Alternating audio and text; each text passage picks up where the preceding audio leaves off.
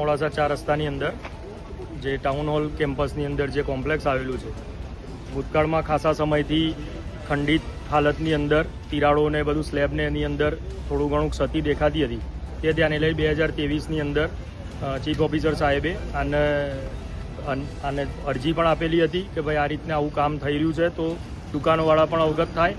આજે એક બનાવ બન્યો બપોરના સુમારે એક રાહદારી ત્યાંથી પસાર થઈ રહ્યા હતા તો ત્યાં ઊભા રહેલા હતા જેમની દુકાન હતી. તે લોકો ત્યાંથી આ એક સ્લેબ ઉપરથી હાઇટમાંથી પેરાફીટ તૂટી અને સીધી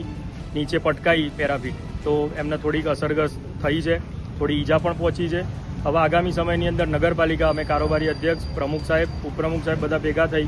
આનો એક સર્વે કરાવવા માગીએ છીએ અને આગામી જે તે અધિકારી છે ફાયર વિભાગના અને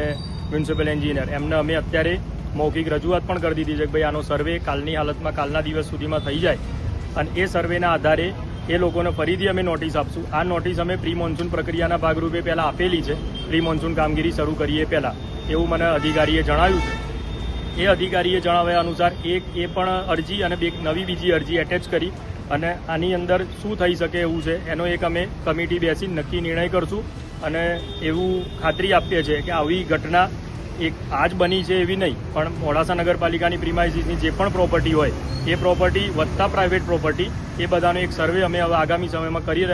કરવા જઈ રહ્યા છીએ, જેથી કરીને આવી એક ઘટના ના બને. અને સદનસીબે આજે કોઈ એવી જાનહાનિ નથી થઈ, તેમ છતાં પણ આની ગંભીરતાનું અમે નોંધ લઈએ છીએ, ધ્યાને રાખીને આગામી કાર્યવાહી કરીશું આગળ.